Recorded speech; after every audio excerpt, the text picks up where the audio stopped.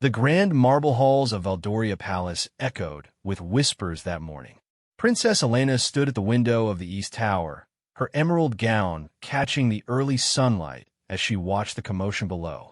Black carriages lined the cobblestone courtyard, their presence as ominous as storm clouds.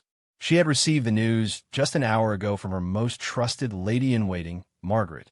Queen Sophia, her stepmother and the kingdom's reigning queen consort for the past 15 years, was being escorted from the palace under mysterious circumstances. The official proclamation had come directly from Princess Elena herself, though few understood the full weight of what had transpired in the shadows of the throne room the night before. The kingdom of Valdoria had always prided itself on its stability. Nestled between mountain ranges and blessed with fertile valleys, it had prospered under the rule of King Alexander III. When Elena's mother, Queen Isabella, had died during childbirth 25 years ago, the kingdom mourned deeply. The king remained a widower for 10 years, focusing entirely on raising his daughter and managing state affairs. Then came Lady Sophia Blackwood, beautiful, charming, and from one of the oldest noble families in the realm. She seemed the perfect choice for a new queen. The wedding was celebrated throughout the land, and initially, the new queen appeared to bring renewed vitality to the court. She hosted grand balls, supported charitable causes, and seemed to dote on young Princess Elena, who was 15 at the time. But palaces hide secrets as surely as they display splendor. Over the years, Elena began to notice subtle changes. Loyal courtiers were replaced with Sophia supporters. The kingdom's treasury, once overflowing, began to show signs of strain despite no major wars or calamities. Most troubling of all were the king's increasingly frequent illnesses, which the royal physicians could never quite explain. Elena's suspicions grew when she discovered irregularities in the palace accounts. As the heir apparent, she had recently been given access to certain state documents as part of her preparation for eventual rule. What she found made her blood run cold. Vast sums were being diverted to unknown accounts, and, curiously, each transfer coincided with one of her father's mysterious ailments. The princess began her own investigation, aided by Lord Marcus Thornhill, the captain of the royal guard who had served her mother faithfully.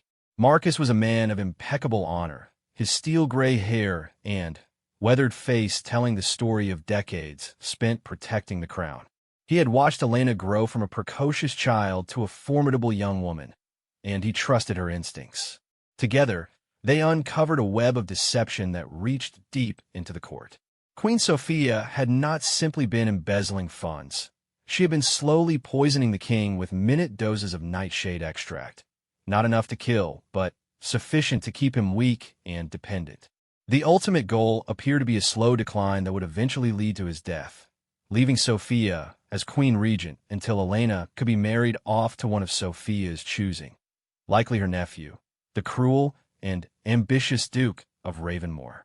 The evidence was damning, but gathering it without alerting the queen had been treacherous work. Elena had to maintain the facade of a dutiful stepdaughter while secretly documenting every transgression. She attended dinners where she watched her father struggle to lift his wine glass, his once strong hands trembling. She smiled at Sophia during public ceremonies while knowing the woman was slowly murdering her father. The breaking point came when Elena intercepted a letter meant for the queen's personal physician. It contained instructions for increasing the poison dosage. The king's recent improvement had apparently alarmed Sophia. That night, Elena knew she could wait no longer.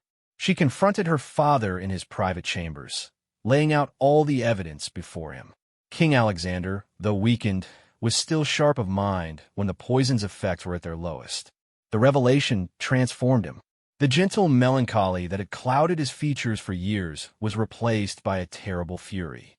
"Summon Lord Thornhill," he commanded, his voice carrying an echo of its former power. "And bring me the Lord Chancellor. Tonight, we end this charade." The midnight tribunal that followed was swift and decisive, presented with the evidence, including testimony from servants who had been too frightened to speak before. Queen Sophia's guilt was undeniable. The king, drawing on reserves of strength fueled by righteous anger, pronounced judgment himself. "You have betrayed not only your husband, but the sacred trust of the crown and the people of Valdoria," he declared.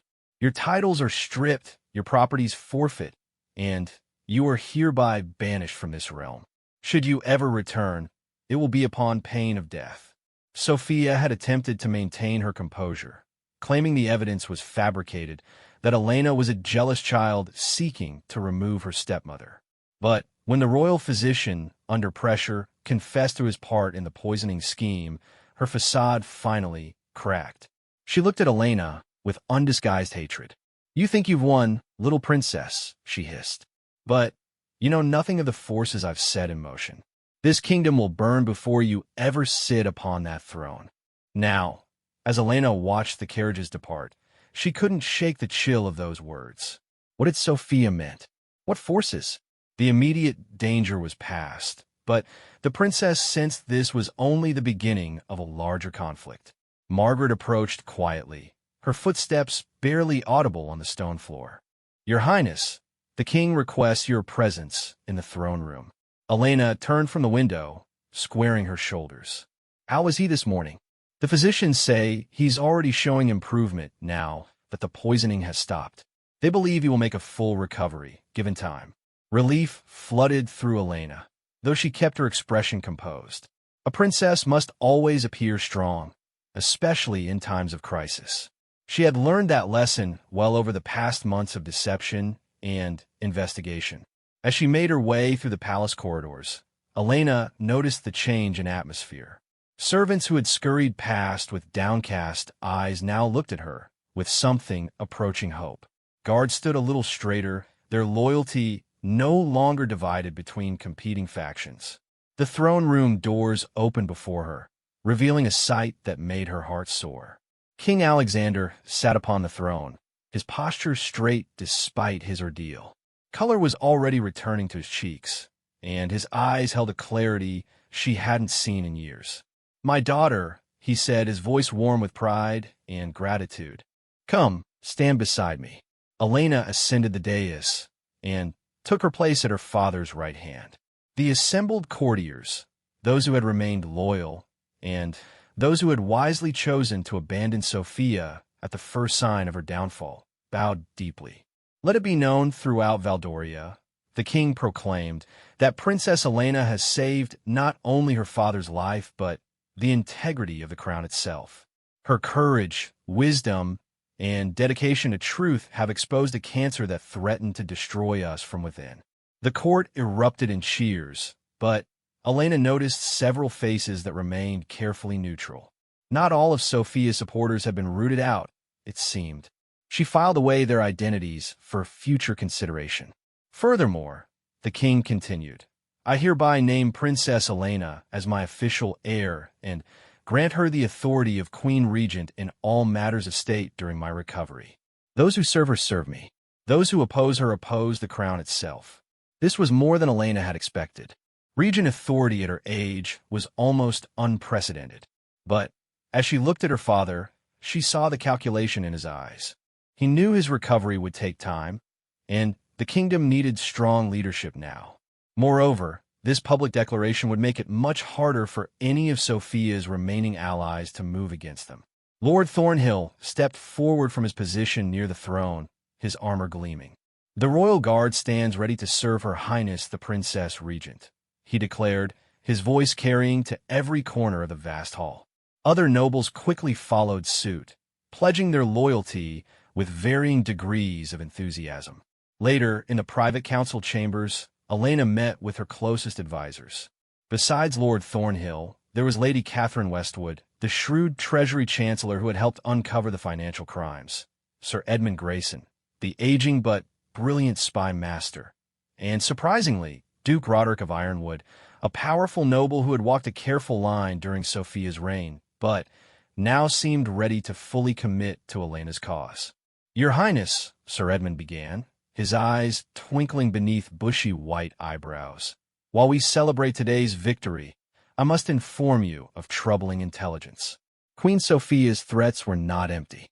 My sources report unusual military movements in the neighboring kingdom of Morgentia. King Cassius has long coveted our fertile southern provinces. Duke Roderick nodded gravely. Morgentia's army has been conducting training exercises near our border for the past month.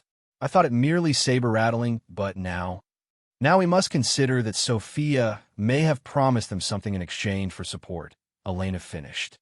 What of the Duke of Ravenmore, her nephew? Where is he? He fled the capital 3 days ago, Lord Thornhill reported. My men tracked him as far as the Thornwood Forest before losing his trail. He had a significant escort, at least 50 armed men. Elena absorbed this information, her mind already working through possibilities. So we have potential enemies within and without. Sophia may be gone, but her web remains. There's more, Your Highness, Lady Catherine interjected. My audit of the Treasury has revealed the full extent of the embezzlement.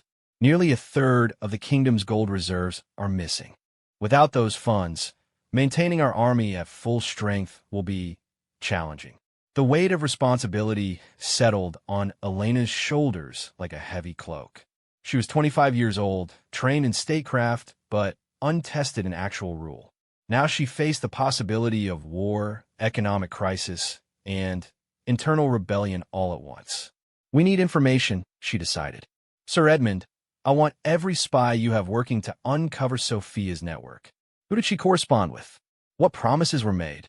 Lord Thornhill, begin preparing our defenses, but do so quietly. We don't want to provoke Morgentia into acting precipitously. And the missing gold? Lady Catherine asked. Hidden somewhere, I'd wager, Duke Roderick suggested. Sophia was too clever to simply spend it all. She would have kept reserves for her eventual plans. Elena stood and walked to the great map of Aldoria that dominated one wall of the chamber. Her fingers traced the borders, the mountain passes, the river crossings, all the places an enemy might strike. We'll find it, she said with quiet determination. We'll find the gold, root out the traitors, and show any external enemies that Valdoria is not weakened but renewed. But first, we must secure the loyalty of the people. A kingdom's true strength lies not in its gold or armies, but in the hearts of its citizens. Over the following weeks, Elena threw herself into the role of regent with an energy that surprised even her supporters. She held public audiences, listening to grievances that had been ignored during Sophia's influence. She reduced taxes that had been raised to fund the queen's lavish lifestyle. Most importantly, she toured the kingdom, visiting villages and towns, showing the people that their future queen cared about their welfare. The response was overwhelmingly positive. Stories spread of the brave princess who had saved her father and exposed the evil queen. Minstrels composed songs about her courage, and mothers named newborn daughters Elena in her honor. But even as her popularity grew, danger lurked in the shadows. There were 2 attempts on her life in the first month of her regency. The first was a poisoned dagger hidden in a petition box. Only Lord Thornhill's vigilance saved her. The second was more brazen, armed men attacking her carriage during a return from a rural inspection. Her guards fought them off, but 3 good men died protecting her. Each attack only strengthened Elena's resolve. She established a new intelligence network, separate from the traditional spy master's office, recruiting young nobles and commoners alike who were loyal to her personally. Information began flowing in. Sophia had indeed made a pact with King Cassius of Morgentia, promising him the southern provinces in exchange for military support once she became queen regent. The Duke of Ravenmore was raising a rebel army in the wild lands beyond the Thornwood. Most disturbing of all, there were whispers of dark magic, of Sophia consulting with sorcerer's band from the kingdom generations ago. Elena shared these concerns with her father during one of their evening meetings. The king's health had improved dramatically, though he was content to let his daughter continue as regent while he regained his full strength. Magic, he mused, stroking his beard thoughtfully. I had hoped never to see its return to Valdoria. My grandfather banished the sorcerers for good reason. Their power corrupts as surely as any poison. Yet if our enemies employ such forces, can we afford to face them with steel alone? Elena asked. There is another way, the king said slowly. The Order of the Silver Star. Guardian mages who swore to protect the realm against dark magic. They were not banished, but chose exile when their counterparts turned to evil. If they still exist, they might aid us. Elena felt a mixture of hope and trepidation. Magic was something out of legends, not the practical world of politics and warfare she knew. But if Sophia had truly allied with dark forces, they would need every advantage. As autumn turned to winter, the kingdom prepared for the storm everyone could sense approaching. The harvest was brought in early and stored in fortified granaries. The army drilled constantly, their numbers swelled by volunteers inspired by their princess regent. Fortifications were strengthened, weapons forged, and alliances sought with neighboring kingdoms who had their own reasons to fear more Gentian expansion. Through it all, Elena grew into her role. The uncertain girl who had first suspected her stepmother's treachery was gone, replaced by a confident leader who inspired loyalty and respect. She learned to balance mercy with justice, strength with compassion. She discovered she had a gift for strategy, seeing patterns and possibilities that others missed. One snowy evening, as Elena stood again at the window where she had watched Sophia's departure months earlier, Margaret approached with a sealed letter. From the Thornwood, Your Highness. Our scouts found it nailed to a tree at the forest's edge. Elena broke the black wax seal and read the message within. Her face paled slightly, but her voice remained steady as she spoke. Summon the council. The Duke of Ravenmore sends terms. He claims to have 20,000 men and the support of dark mages. He demands the throne and my hand in marriage, or he will unleash horrors beyond imagining upon the kingdom. Margaret gasped, but Elena smiled coldly. He makes the same mistake his aunt did, underestimating the strength of Valdoria and its princess. We have faced poison and treachery. We will face this darkness too, and we will prevail. As messengers rushed to gather the council, Elena allowed herself a moment of quiet reflection. The battle for Valdoria's soul was about to begin in earnest. She thought of her mother, Queen Isabella, who had died bringing her into the world. She thought of her father, nearly lost to treachery, but now recovering. She thought of the people who looked to her for protection and leadership. I will not fail them, she whispered to the falling snow. Whatever comes, I will not fail them. The candles burned low in the council chamber as plans were laid and strategies debated. Maps were studied, troops positioned, and messages sent to potential allies. The kingdom that had seemed on the brink of destruction just months ago was now unified and ready to face whatever darkness emerged from a Thornwood. But in the back of her mind, Elena couldn't shake the feeling that this was only the beginning.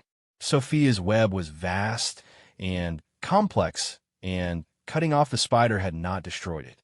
There were deeper mysteries to uncover, older powers at work than simple ambition and greed.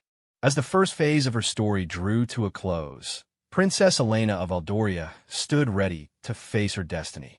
She had exposed treachery and claimed her power. Now she must prove worthy of it against enemies both mortal and magical. The real test was just beginning. The chronicles would later call this the Night of Revelation, when a princess became a true leader and a kingdom found its courage again. But for those living through it, it was simply another step on a long and dangerous road. The dawn would bring new challenges, new threats, and new opportunities for heroism. In her chambers that night, Elena took out a small portrait of her mother and studied it by candlelight. Queen Isabella's painted eyes seemed to look at her with approval and encouragement. "Guide me, mother," Elena whispered. "Help me be the queen our people deserve." Outside, the snow continued to fall, blanketing the kingdom in white. It was beautiful and pure, but Elena knew that beneath that pristine surface, dark forces were stirring. The spring would bring more than just new growth. It would bring war. But tonight, Valdoria was safe. The palace was secure. The rightful rulers were in command. And somewhere in the distance, perhaps, the banished Queen Sophia plotted her revenge, unaware that she had awakened something in Princess Elena far more powerful than any magic, the unbreakable will of a true leader. The guards changed their watch, their footsteps echoing through ancient corridors. The palace settled into sleep, its secrets buried for another day. And in the highest tower, a light burned late as a young woman prepared to defend everything she loved against the darkness that threatened to consume it. Winter's grip on Valdoria tightened as the kingdom prepared for war. Princess Elena stood in the war room, studying reports from her scouts with growing concern. 3 months had passed since Sophia's banishment, and the intelligence was troubling. The Duke of Ravenmore's forces had swelled beyond a reported 20,000, and strange tales emerged from villages near the Thornwood, stories of shadows that moved against nature, of livestock found drained of blood, of nightmares that left strong men weeping. "Your Highness," Sir Edmund entered, his usually jovial face grave. "I received word from my most trusted source in Morgentia. King Cash's plans to move his armies come spring. But there's more. He's been seen consulting with a woman matching Queen Sophia's description." Elena felt no surprise. She would not simply disappear. "Have we had any word from the Order of the Silver Star?" Lord Thornhill shook his head. "The messengers we sent to their last known sanctuary found only ruins. If the Order still exists, they've hidden themselves well." A knock interrupted their discussion. Margaret entered, escorting an unexpected visitor, a young woman in traveling clothes, her hood drawn low. "Your Highness," Margaret said nervously, "this woman insists she has information about the missing treasury gold. She claims to be Lady Lyanna Blackwood," the visitor interrupted, pushing back her hood to reveal striking features that bore an uncomfortable resemblance to the banished queen. "Sophia's daughter from her first marriage." Weapons were drawn instantly, but Elena raised a hand. "Wait, let her speak." Lyanna's dark eyes met Elena's steadily. "I know you have no reason to trust me, but I've come to help. My mother's madness has gone too far. She consorts with powers that would destroy not just Valdoria, but all the northern kingdoms." "And why should we believe you?" Lord Thornhill demanded. "Because I know where the gold is hidden," Lyanna replied. "And because I've seen what she's planning. The Duke of Ravenmore is a fool. He thinks he controls the situation, but he's merely a puppet. The real threat comes from the Shadow Circle, dark mages my mother freed from their ancient prisons." Elena studied the young woman carefully. Lyanna was perhaps 20, with intelligent eyes that held none of Sophia's cold calculation. "Tell me everything." Over the next hour, Lyanna revealed a tale that chilled even the experienced counselors. Sophia had been planning her coup for years before marrying King Alexander. She had discovered references to the Shadow Circle in forbidden texts, mages of immense power imprisoned centuries ago for attempting to summon entities from beyond the mortal realm. "The gold wasn't just stolen for wealth," Lyanna explained. "It's been used to purchase rare components for a summoning ritual. My mother believes she can control what she calls forth, but she's wrong. I've studied the old texts. What she plans to unleash will consume everything." "Where is this ritual to take place?" Elena asked. "The Forsaken Citadel, deep in the Thornwood. It's where the Shadow Circle was originally defeated. The barriers between worlds are weakest there." Duke Roderick, who had remained silent, finally spoke. "Your Highness, this could be an elaborate trap. Send the girl to your dungeons until we can verify her claims." But Elena had already made her decision. "No, I sense truth in her words. Lady Lyanna, you said you know where the gold is hidden. The Windspire Monastery abandoned these 50 years. My mother chose it because the monks were known for their discretion. I can guide you there." Elena turned to her council. "We need that gold if we're to have any hope of mounting a proper defense. Lord Thornhill, prepare a force of your most trusted men. We leave at dawn." "Your Highness," the old warrior protested, "you cannot risk yourself on what might be a trap." "I must. The kingdom needs that gold, and I need to see for myself what we're truly facing." She looked at each of her advisors in turn. "Continue the defense preparations. If I don't return within a week, assume the worst and act accordingly." The journey to Windspire Monastery took 3 days through increasingly treacherous terrain.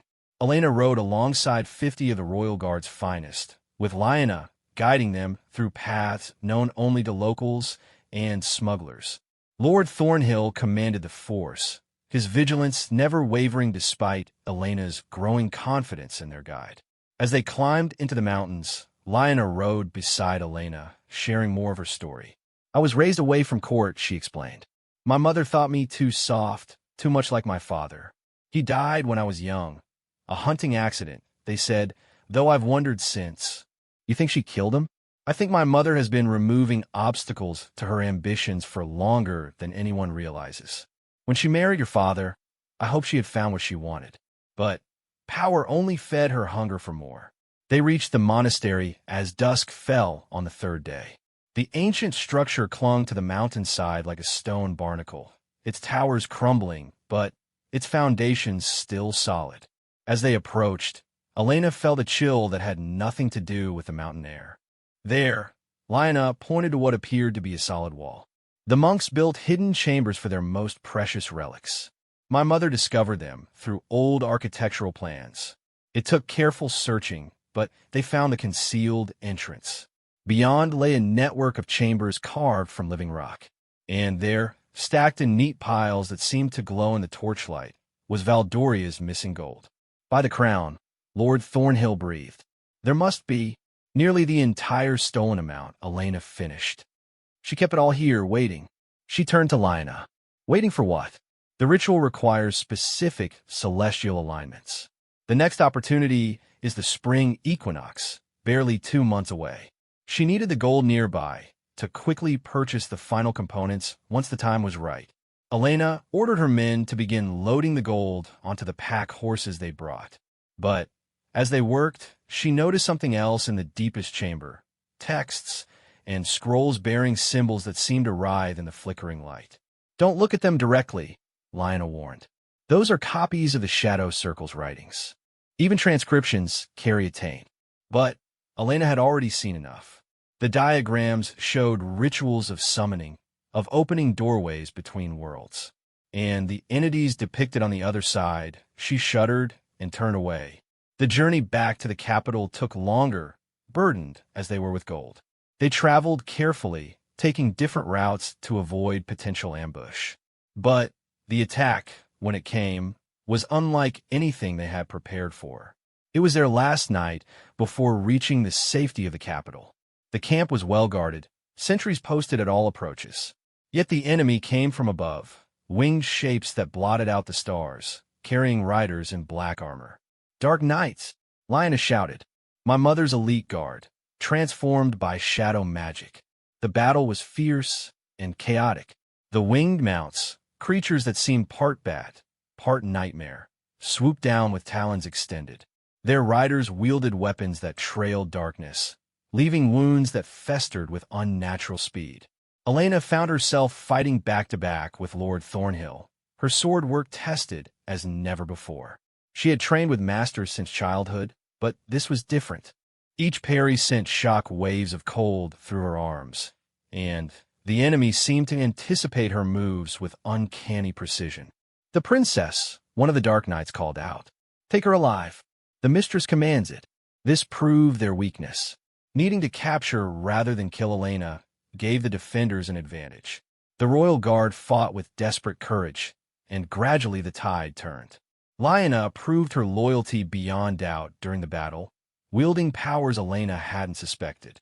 She spoke words in an ancient tongue, and silver fire erupted from her hands, burning the shadow creatures and forcing them back. "You're a mage," Elena gasped during a brief respite. "Trained in secret by those who opposed my mother," Lyanna confirmed. "I'm not powerful, but I know counters to dark magic."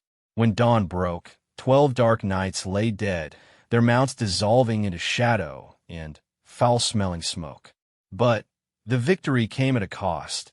8 of Elena's guards had fallen, and many more bore wounds that Lyanna warned would require special healing. "This was just a probe," Lord Thornhill said grimly as they prepared to continue. "They were testing our defenses, seeing what we're capable of." Elena nodded, but her mind was racing. The attack confirmed everything Lyanna had told them. Dark magic was real, and Sophia commanded forces beyond normal military might. How could steel and courage stand against such power? They reached the capital to find it in uproar. News of the supernatural attack had preceded them, carried by the wounded they'd sent ahead. Some citizens fled, fearing what was to come. But more surprising was how many stayed, rallying to their princess's banner with renewed determination. King Alexander awaited them in the throne room, standing now without assistance. The months of recovery had restored much of his former vigor, and his eyes blazed with pride as Elena entered. "My daughter returns victorious once more," he announced to the assembled court. "The stolen gold is recovered, and our enemy's dark servants are defeated." But in private, father and daughter spoke more frankly. "Magic, Elena," the king said heavily. "I had hoped this day would never come. Our ancestors banished it for good reason. Yet here it is, father, whether we wished it or not. We must adapt or perish." The king studied Lyanna, who waited nervously nearby. "You trust her. She fought for us, father. Her magic saved lives, and her information has proven accurate. Then we must seek the Silver Star Order with renewed urgency. If dark magic rises, we need light to counter it." Elena had already set that in motion, sending her best scouts and trackers to search for any trace of the guardian mages. But she feared they might be too late. The spring equinox approached rapidly, and with it, whatever horror Sophia planned to unleash. The next weeks passed in a blur of preparation. The recovered gold allowed them to properly equip their forces and hire mercenary companies to supplement the regular army. Fortifications were enhanced with silver and cold iron, materials Lyanna indicated could disrupt dark magic. Most importantly, a network of beacons was established, a way to rapidly communicate across the kingdom when the inevitable invasion began.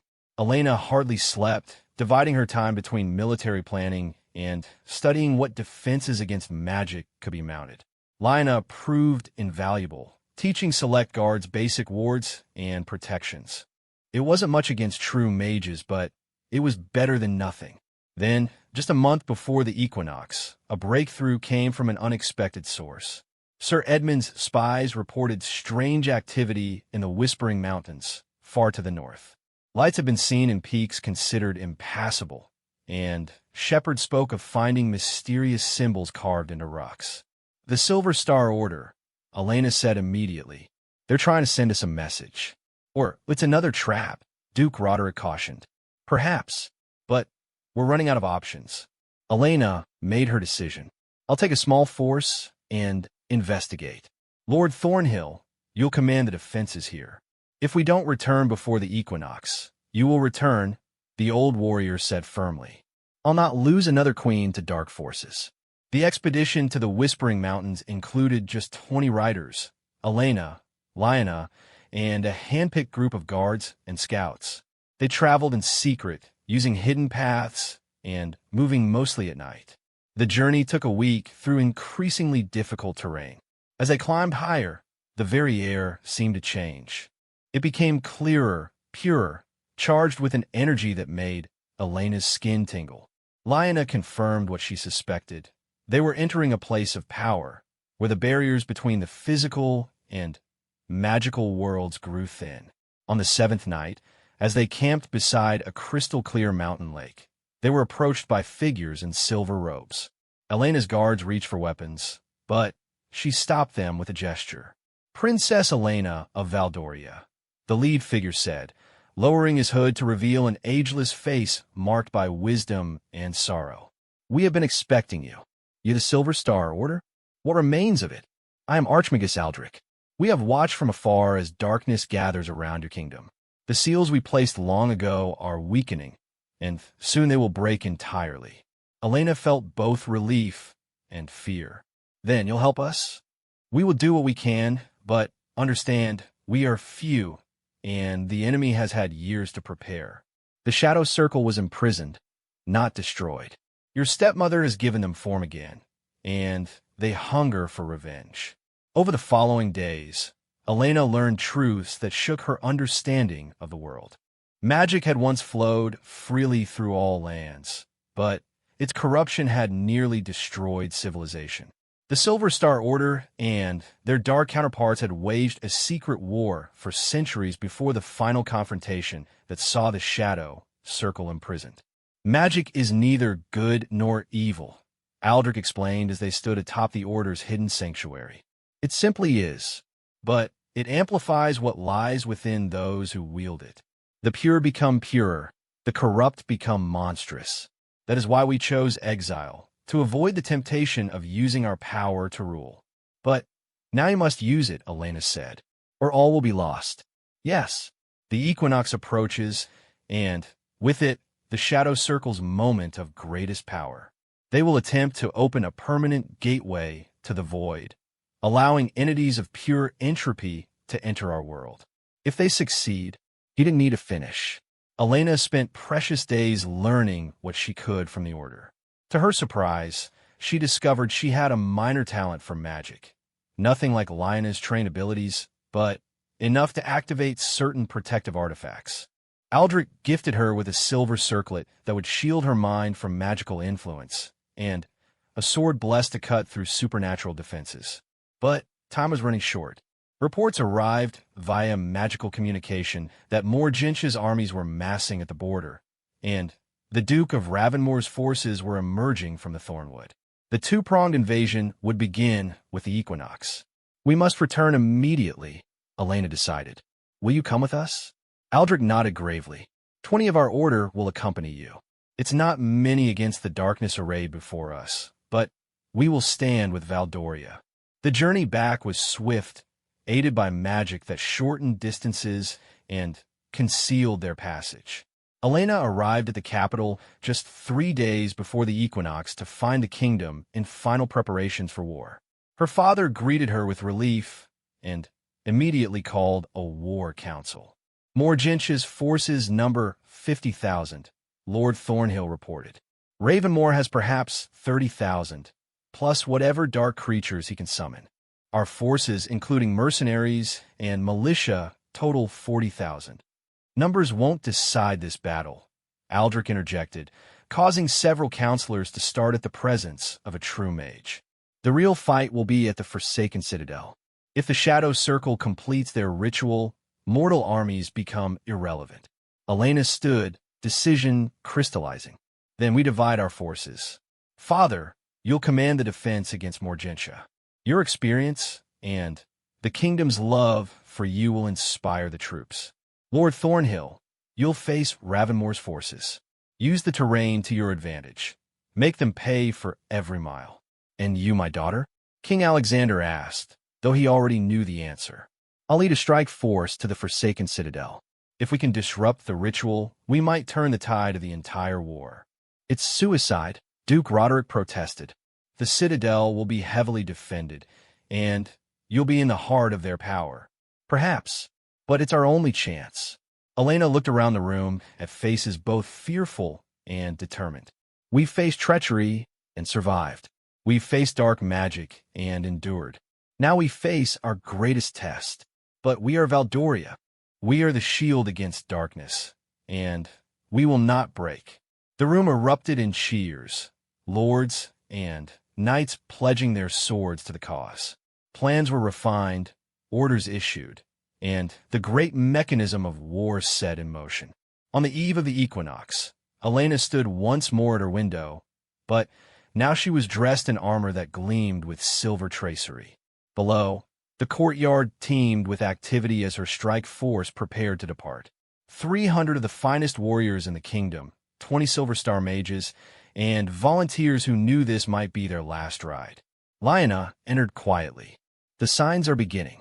The stars align, and I can feel the barriers weakening. My mother will begin the ritual at sunset tomorrow. Then we'll stop her before she can finish. Elena turned to the young woman who had become an unexpected ally and friend. I haven't thanked you properly, Lionel. Your courage in defying your mother saved countless lives. I only hope it's enough, Lionel replied softly. The power she's dealing with, even she doesn't fully understand what she's risking. A knock at the door interrupted them. King Alexander entered, moving with the vigor of his younger days despite his recent ordeal. "I came to give you my blessing, daughter. And this." He held out a ring bearing the royal seal. "If I fall tomorrow, you are queen of Valdoria. Let our people well. You won't fall, father. We'll both see the sunrise after this darkness passes."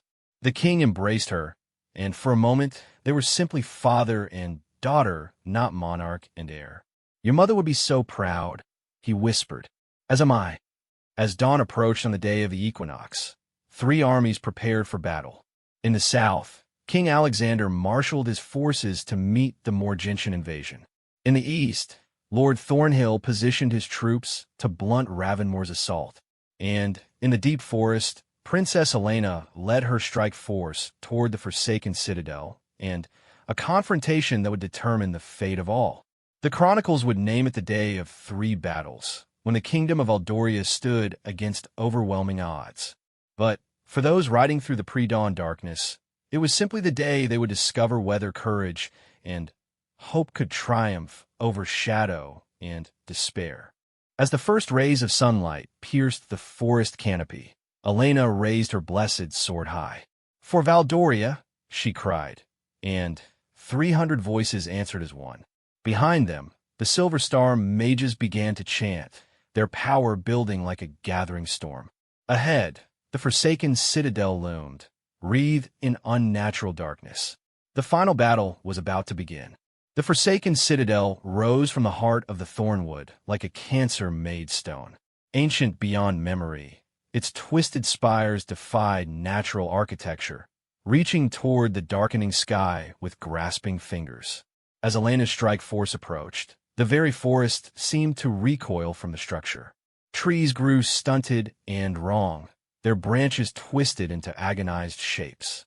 No versang, no insects bast, only silence and the oppressive weight of gathering power.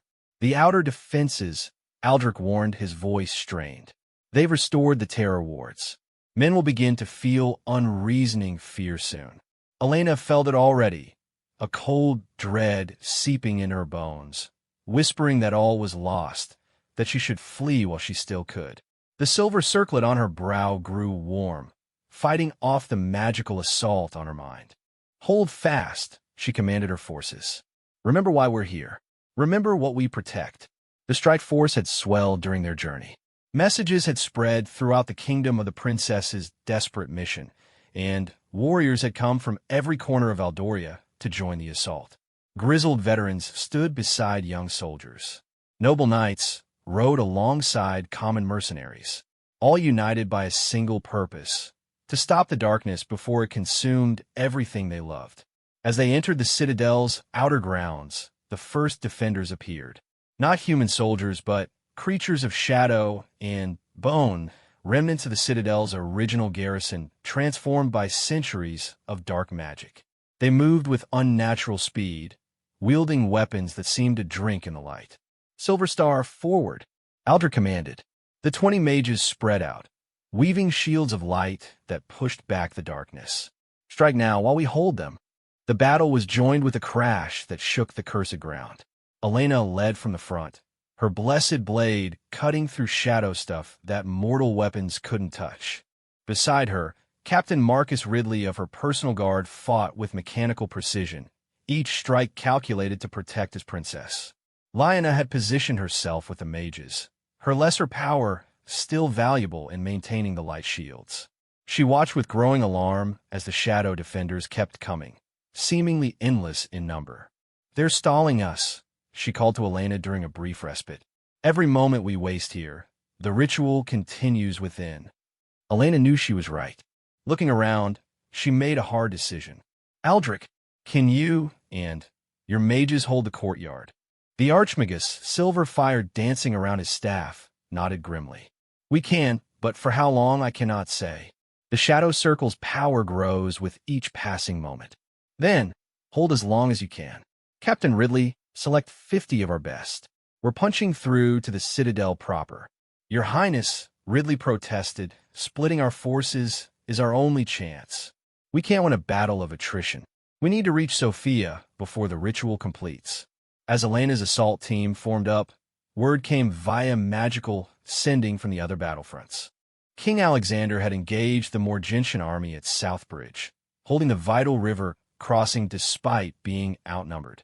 Lord Thornhill reported heavy fighting in the eastern forests, with Ravenmore's forces showing unexpected discipline and dark magical support. Both battles go well for now, Sir Edmund, who had remained with the mages to coordinate intelligence, reported. But if we fail here, Elena didn't need him to finish. If the Shadow Circle succeeded in opening their gateway, conventional battles would become meaningless. Demons and worse would pour into the world, and no amount of courage could stand against such forces. "Forward," she commanded, and her assault team charged toward the citadel's main gates. The Shadow Defenders moved to intercept, but the Silver Star mages intensified their barrage, creating a corridor of light. The gates themselves were a work of dark art. Iron and bone twisted together, inscribed with runes that hurt to look upon. As Elena approached, they swung open of their own accord, revealing a darkness that seemed solid as velvet. "A trap, obviously," Captain Ridley muttered. "Of course it is," Elena agreed. "But Sophia wants to face me. Her pride demands it. She'll let us reach her, thinking her victory assured." They plunged into the darkness. The interior of the citadel was a maze of corridors that defied logic. Passages led upward when they should go down. Rooms were larger inside than the space they occupied. Reality itself seemed negotiable here. Guided by Lyanna's magical senses and Elena's intuition, they pressed deeper. They encountered more defenders, human cultists this time, followers of the Shadow Circle who had infiltrated the kingdom over years. These fought with fanatical devotion, forcing the assault team to fight for every step. In one particularly vicious skirmish, Captain Ridley took a cursed blade meant for Elena. The wound festered immediately, dark veins spreading from the cut. "Leave me," he gasped. "I'll only slow you down." "No one gets left behind," Elena said firmly. Two soldiers supported the captain as they continued, though their pace slowed. Finally, after what felt like hours but could have been minutes in that twisted place, they reached the ritual chamber. The massive doors stood open, pulsing with sickly purple light. From within came the sound of chanting in a language that predated human speech. Elena paused at the threshold, gathering her courage. Through the doorway, she could see the scene within. A vast circular chamber dominated by an altar of black stone. Around it stood 13 figures in robes of deepest shadow, the Shadow Circle, returned to corporeal form. And at the altar's center, dressed in a gown that seemed woven from nightmares, stood Sophia. The former queen had been transformed by her dabbling in dark magic. Her beauty remained but had become terrible, her skin pale as bone, her eyes pits of swirling darkness. She held a knife of obsidian over a complex array drawn in what looked horrifically like fresh blood. "Too late, little princess," Sophia called without turning. The stars align, the barriers weaken. In moments, the gateway opens, and this world becomes ours eternally. Elena stepped into the chamber, her remaining forces spreading out behind her. "I think not, stepmother. Your reign of terror ends now." Sophia finally turned, and her smile was cruel beyond measure. "You brought so few. Did you think your blessed sword and righteous anger would be enough? Behold the power I command." The Shadow Circle ceased their chanting and turned as one toward the intruders. Elena felt their combined will press against her mind like a vice. Several of her soldiers cried out and fell to their knees, blood streaming from their eyes. But Elena stood firm, the silver circlet blazing with protective light. "You're right, Sophia. I did bring few, but I didn't come alone." At her signal, Lyanna stepped forward and spoke a single word of power. The shadows in the chamber recoiled, and, for a moment, confusion flickered across Sophia's face. "Daughter," she hissed, "you dare stand against me?" "I stand against the madness you've become, mother," Lyanna replied, her voice steady despite tears on her cheeks. "This isn't power, it's annihilation. You'll destroy everything, including yourself." "Silence," You were always weak, like your father. I should have eliminated you years ago. The battle erupted with terrifying intensity. The shadow circle unleashed their full power, bolts of entropy that aged whatever they touched to dust, shadows that came alive and strangled, nightmares given form that attacked the mind as much as the body. Elena's forces fought with desperate courage, but they were overwhelmed. One by one, her soldiers fell. Captain Ridley, despite his wound, managed to cut down 2 cultists before a shadow tendril pierced his heart. He died with Elena's name on his lips. Elena herself fought like a woman possessed, her blessed blade cutting through magical defenses and flesh alike. She carved a path toward the altar, knowing that disrupting the ritual was their only hope. But for every step forward, the Shadow Circle's magic forced her back. Then, the tide turned in an unexpected way. The citadel shook as enormous power impacted its defenses. Through the chamber's high windows, silver light blazed. Impossible, one of the Shadow Circle gasped. The Silver Star mages were pinned in the courtyard. But it wasn't just the 20 mages who had come with Elena. As if in answer to Valdoria's desperate need, more members of the Order had arrived, dozens of them, led by figures of legendary power not seen in centuries. The High Council of the Silver Star. Aldrich's voice rang through the citadel via magic. Hidden for generations, but silent no more. Darkness, your time ends. The citadel's defenses buckled under the combined assault. Shadow creatures dissolved into nothingness. Cultists fled in terror, and the Shadow Circle found their attention divided between the ritual and survival. Elena seized the moment. With a battle cry that channeled all her fury and determination, she charged the altar. 2 of the Shadow Circle moved to intercept her, but Lyanna countered their magic with her own, creating an opening. Sophia saw her coming and raised the obsidian knife. If I cannot rule this world, I'll see it burn. The gateway opens now. She plunged the blade downward toward the ritual circle's center. Time seemed to slow. Elena knew she wouldn't reach the altar in time. The blade descended, power crackling around it, ready to tear reality asunder. Then, several things happened at once. Lyanna, with a cry of anguish, threw herself forward, her body intercepting the blade meant for the ritual.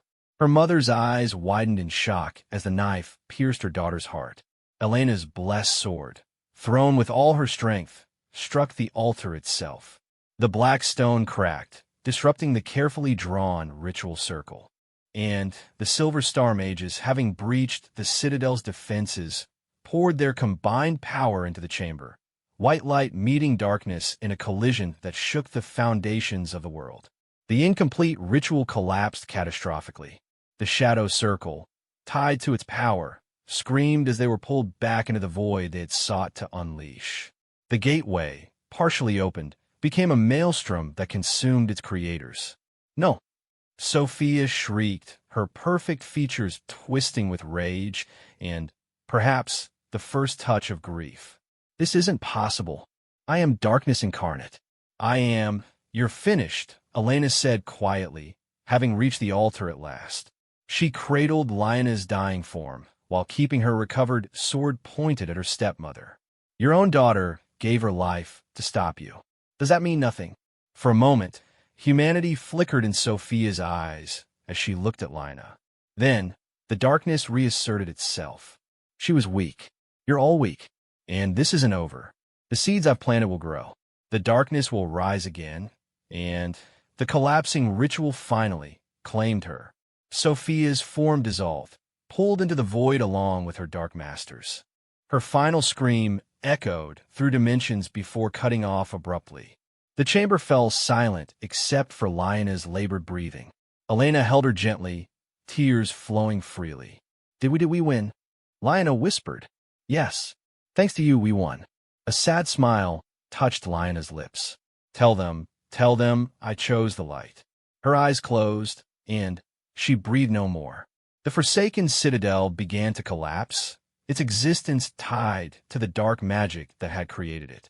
Elena's surviving soldiers rushed to evacuate, aided by the Silver Star mages who had secured the rest of the structure. They emerged into daylight to find a shadow army dissolved, and the cultists either fled or surrendered. But there was no time for celebration. Messages arrived from both battlefronts. While the destruction of the Shadow Circle had demoralized their enemies, the conventional battles still raged. To horse, Elena commanded, though her heart was heavy with loss. Valdoria still needs us. The ride to the Eastern battle was a blur. Elena's reduced force, augmented by Silver Star mages, arrived to find Lord Thornhill hard-pressed. The Duke of Ravenmoor, despite losing his dark magical support, commanded his troops with skill and desperation. Elena's arrival turned the tide. Seeing their princess, blessed sword still stained with shadow blood, riding at the head of legendary mages, broke the enemy's spirit. The Duke himself fell to Elena's blade in single combat, his death ending the last organized resistance. But the greatest surprise came from the south. King Alexander, rather than simply holding against Morgentia, had achieved a stunning victory. The enemy king, Cassius, had been captured when a charge led by the reinvigorated monarch shattered his royal guard. Turns out, Alexander explained later with a fierce grin, that facing death by poison for months rather focuses a man's mind on what truly matters. I fought like I haven't in 20 years. The war was won, but at terrible cost. Thousands had died, including many of Elena's closest protectors. The kingdom bore scars that would take generations to heal. And the threat of dark magic, while defeated, had shown itself still present in the world. At Lyanna's funeral, held with full royal honors despite her connection to Sophia, Elena spoke words that would be remembered. She was born to darkness, but chose light. She stood against blood and birthright to do what was right. Let her sacrifice remind us that we all have that choice every day. Between light and shadow, between hope and despair, between love and power. Choose wisely. Choose well. Choose as Lyanna Blackwood chose. In the weeks that followed, the kingdom began to rebuild. The Silver Star Order, no longer hidden, established a new tower in the capital to guard against future dark incursions. Treaties were signed with Morgentia, their aggression curtailed by their king's capture and subsequent ransoming. The nobles who had supported Sophia faced justice, their lands redistributed to those who had proved loyal. Elena formally became crown princess, her father declaring his intention to abdicate within the year. "You've proved yourself beyond any doubt," he told her. "Valdoria needs a young, strong hand to guide it into this new age where magic walks the world again." But perhaps the most significant change was in Elena herself. The uncertain young woman who had first suspected her stepmother's treachery was gone entirely. In her place stood a leader tempered by loss, strengthened by trials, and wise beyond her years. She had looked into the heart of darkness and emerged victorious, but not unchanged. Standing once more at her favorite window, now looking out over a kingdom at peace, Elena reflected on all that had transpired. Margaret, promoted to chief lady-in-waiting, approached with the evening reports. "Your Highness, Lord Aldrich requests an audience regarding the establishment of a magical academy. Duke Roderick has proposals for reforming the tax system." And she paused, smiling slightly. "You have numerous marriage proposals from princes across the continent." Elena laughed, the sound lighter than it had been in months. "The academy, yes. The tax reform, schedule it for tomorrow. The marriage proposals, burn them. All of them, Your Highness. All of them. When I marry, if I marry, it will be for love and partnership, not political gain. I've seen what ambition without love creates." As Margaret departed, Elena allowed herself a moment of quiet satisfaction. The kingdom was safe. Her people were free. The darkness had been pushed back, though she knew it would always lurk at the edges of the light. A knock at the door interrupted her reverie. "Enter." To her surprise, it was Sir Edmund, the old spymaster, looking unusually pleased. "Your Highness, I've received most interesting news from my network. It seems our victory has inspired others. 3 neighboring kingdoms have reported uncovering and defeating their own shadow cults. The light spreads. Then, Lyanna's sacrifice meant even more than we knew," Elena said softly. Thank you, Sir Edmund. Ensure our allies know we stand ready to aid them against any darkness. As night fell over Valdoria, the princess who would soon be queen stood surrounded by hope. The war was won, but the greater battle, the eternal struggle between light and shadow, continued. And Elena of Valdoria, tested by treachery, tempered by war, and transformed by leadership, stood ready to face whatever came next. The chronicles would record this as the end of the Shadow War and the beginning of Valdoria's golden age. But for Elena, it was simply another day in service to her kingdom and her people. The crown awaited with all its burdens and glories. And somewhere in the darkness beyond the kingdom's borders, things stirred that had slept since the world was young. The shadow circle was broken, but shadow itself could never be destroyed, only held at bay by those brave enough to stand in the light. The story of Princess Elena was far from over. Indeed, it had just begun. 5 years had passed since the Shadow War, and Queen Elena of Valdoria ruled over a kingdom transformed. The coronation had been a grand affair, with representatives from every corner of the known world attending to witness the young woman who had defeated darkness itself take her rightful throne. King Alexander had retired gracefully, spending his days writing memoirs and tending the palace gardens, finally at peace after his ordeal. The kingdom had flourished under Elena's rule. The Academy of Balanced Magic, established by Aldrich and the Silver Star Order, drew students from across the continent. Trade routes that had been disrupted by years of Sophia's corruption were restored and expanded. The integration of magic into daily life proceeded carefully but steadily, with healing centers established in every major town and magical aids improving everything from agriculture to architecture. But on this particular autumn morning, as Elena held court in the great throne room, she sensed something amiss. It was a feeling she'd learned to trust, a subtle wrongness in the air, like the scent of rain before a storm. Your Majesty, Lord Thornhill approached the throne. Though his hair was now entirely silver, the old warrior remained her most trusted military advisor. We've received troubling reports from the Eastern marches. Whole villages found empty, no signs of struggle, just abandoned. Elena leaned forward, her interest sharpened. How many villages? 7 so far, all within the past month. The locals speak of strange dreams, visions that call them eastward toward the bleached wastes. The bleached wastes, a desert of white sand where nothing grew, legacy of some ancient magical catastrophe. It lay beyond Valdoria's borders, in the unclaimed lands that no kingdom dared settle. Send a reconnaissance team, Elena commanded, led by someone with magical sensitivity. I want to know what's drawing our people away. I'll go myself, a familiar voice offered. Elena turned to see Aldrich entering the throne room. The Archmagus had aged visibly in the 5 years since the Shadow War, the strain of rebuilding the Silver Star Order taking its toll. I wouldn't ask that of you, old friend, Elena said gently. You're not asking, I'm volunteering. This wrongness you feel, I feel it too. Something stirs in the east, something that reminds me unpleasantly of the days before Sophia revealed her true nature. Elena considered, then nodded. Very well, but take a full escort, including battle mages. I won't lose you to overconfidence.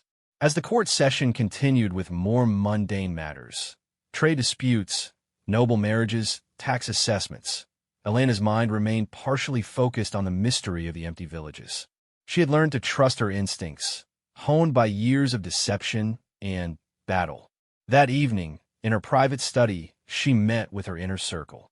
Besides Lord Thornhill and Sir Edmund, who seemed to grow more spry with each passing year, as if intrigue itself sustained him, there were newer additions. Lady Catherine remained as Treasury Chancellor, her financial acumen having restored Valdoria's wealth beyond its former glory. Captain Marcus Webb, who had taken over the Royal Guard after Ridley's death, stood at attention by the door.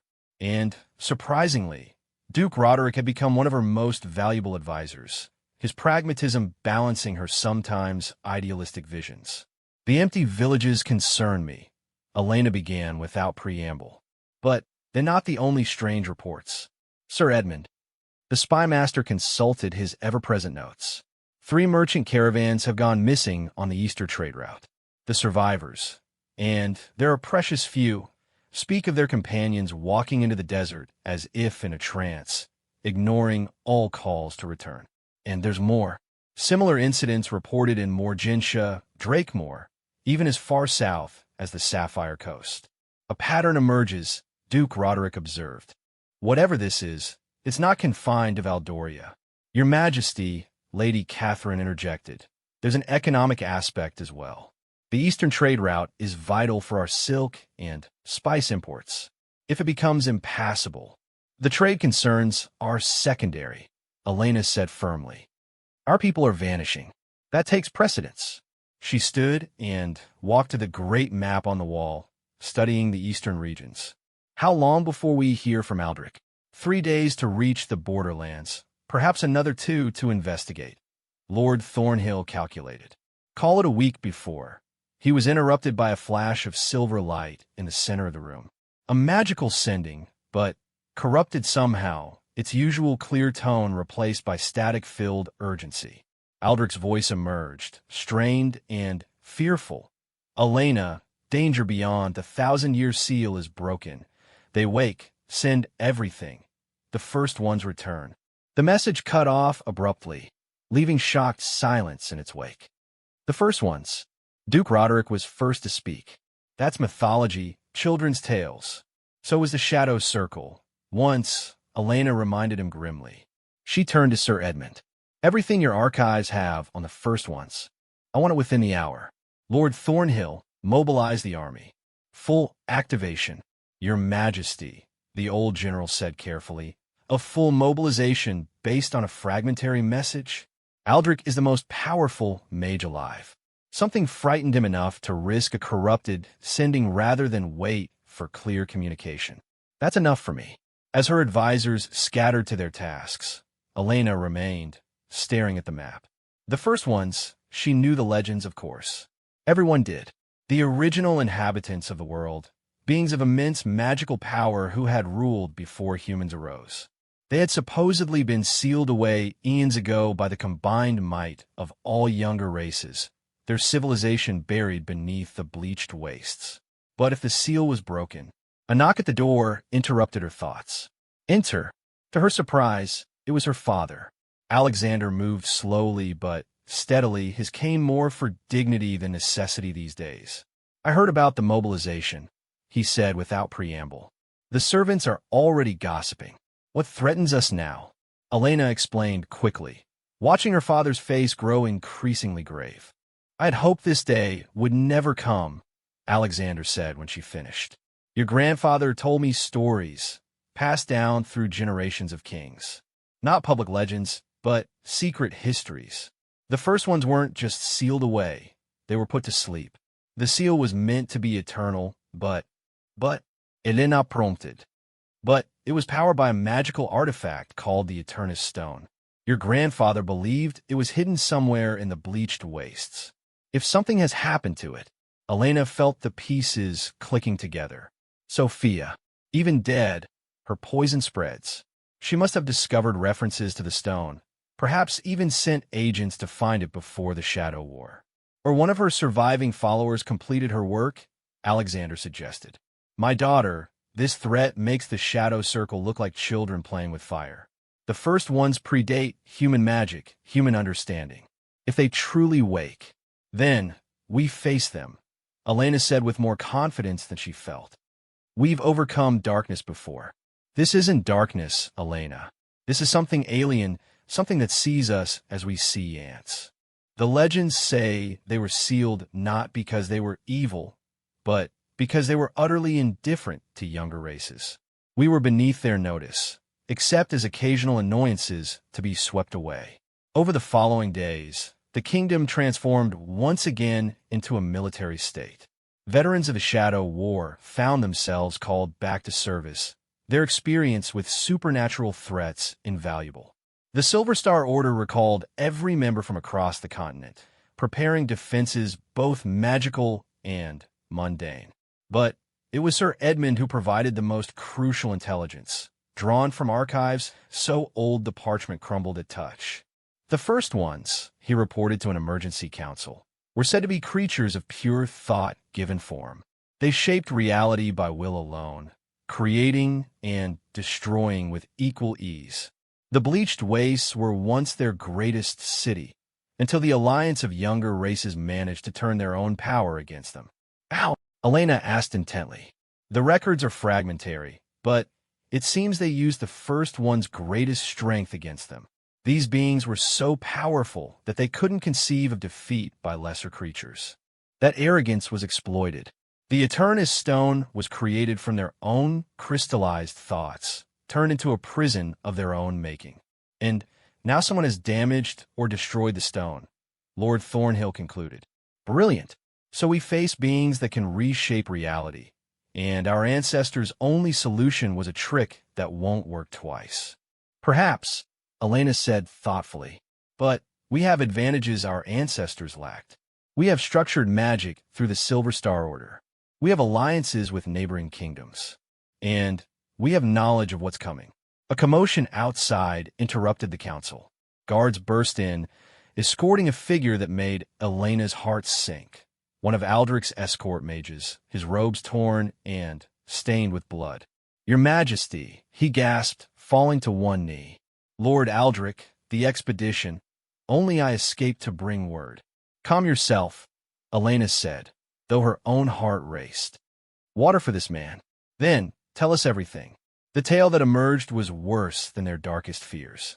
The expedition had reached the edge of the bleached wastes to find a transformed landscape. The dead white sands were now shot through with veins of pulsing color. Geometric structures that hurt to perceive rose from the desert floor. And moving through it all were the people who had vanished, but changed. They weren't human anymore, the mage whispered. Their bodies were the same, but inside, something else looked out through their eyes. They spoke in harmonies that made reality ripple. Lord Aldrich tried to free them, but when he touched one with his magic, the mage shuddered. It transformed him, not his body, his essence. For a moment, I saw him as the first ones must see, not a person, but a pattern, an equation to be solved and simplified. He fought it, used the last of his strength to send that message and teleport me to safety. But the others...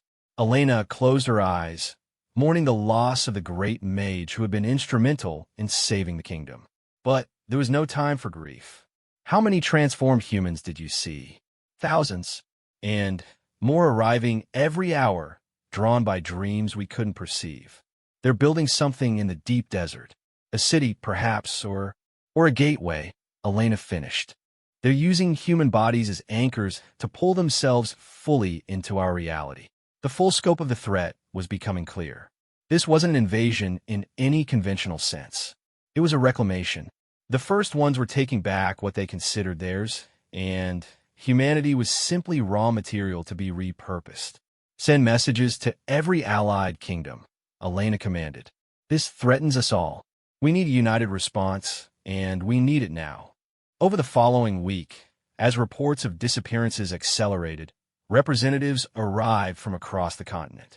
King Cassius of Morgentia, ransomed and reformed after his defeat, brought his court mages.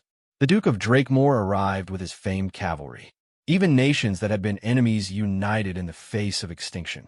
The war council that convened was unlike any in recorded history. Queens and kings, archmages and generals all focused on a single question. How do you fight beings that can rewrite reality? It was a young mage from the academy, barely out of her apprenticeship, who provided an unexpected insight. Your Majesties, she said nervously, addressing the assembled monarchs. What if we're approaching this wrong? We keep thinking in terms of fighting the first ones. But what if we could communicate with them instead? Communicate, King Cassius scoffed, with beings that see us as insects. But that's just it. The young woman, Elena noted her name was Sarah, continued. Insects can't communicate with us. But we're not insects. We have magic now, structured thought that approaches their level. What if the original seal wasn't just a prison, but a forced sleep because our ancestors couldn't find another way to coexist. Elena found herself intrigued. Continue. Maj sera. The transformed humans, they're still alive, still individual in some way, or the first ones could simply create bodies from nothing. They need us for something. That gives us leverage, perhaps even common ground. The idea was debated fiercely. Many saw it as folly to attempt reasoning with such alien beings. But, as reports came in of the growing city in the bleached wastes, now called the prismatic desert for its transformed state, options were dwindling. Finally, Elena made a decision that shocked even her closest advisors. I'll go myself. A diplomatic mission to the first ones. The throne room erupted in protests, but Elena raised her hand for silence. I've faced the shadow circle. I've looked into the heart of human darkness. Now I must face something beyond human understanding. If there's a chance for peace, for coexistence, don't we have to try? And if they simply unmake you? Lord Thornhill asked quietly. Then you'll know diplomacy has failed and can respond accordingly. But I won't order thousands to their deaths without exhausting every option. The preparations took 3 days. Elena assembled a small team. Sarah, whose insight had sparked the plan. 3 Silver Star mages including the new Archmagus, and a surprise volunteer, her father. You need someone who remembers the old stories, Alexander insisted. And I won't let my daughter face this alone. Elena knew better than to argue with that tone. Truth be told, she was grateful for his presence. The journey to the prismatic desert was surreal. As they approached, reality became increasingly fluid. Colors bled into sounds. Distances contracted and expanded. The horses grew increasingly agitated until they had to proceed on foot. And then they saw it, the city the first ones were building. It defied every law of architecture and physics. Spires twisted through dimensions, their tops existing in different locations than their bases. Geometric patterns shifted and flowed like living things. And moving through it all were thousands of transformed humans, working with perfect coordination. By the crown, Alexander breathed. It's beautiful and terrible beyond words. Elena Stelid herself. She wore the silver circlet, carried her blessed sword, but knew such protections were meaningless here. Her only weapons were words and will. As they approached the city's edge, if such a fluid structure could have edges, the transformed humans stopped their work and turned as one to face them. When they spoke, it was in perfect unison, voices creating harmonies that made Elena's bones vibrate. The pattern recognizes the pattern. The queen form approaches. Purpose. Elena stepped forward, fighting every instinct that screamed at her to flee. I am Elena of Valdoria, queen of the human kingdom to the west. I come seeking understanding. Why do you take our people? What do you want? The silence stretched uncomfortably. Then the transformed humans parted, creating a corridor into the city. An invitation or a trap? Elena couldn't tell. Stay here, she told her companions. If I don't return, we go together, Alexander said firmly, and the others nodded agreement. Together, they walked into the alien city. The architecture seemed to respond to their presence, walls becoming transparent to reveal impossible vistas. Elena glimpsed other worlds, other realities, all simultaneously present. At the city's heart lay a plaza that existed in more dimensions than Elena could process. At its center stood a figure that made her mind rebel. It was humanoid in the way a shadow was humanoid, the suggestion of form without fixed substance. It shifted between states, sometimes solid, sometimes gaseous, always wrong. When it spoke, reality rippled. Queen Pattern Elena, we remember your species. Brief, violent, amusing. Why do you disturb our restoration? Elena forced herself to meet what might have been its eyes. Because this world belongs to us now. We've built civilizations, created art, discovered magic. We're not the primitive creatures.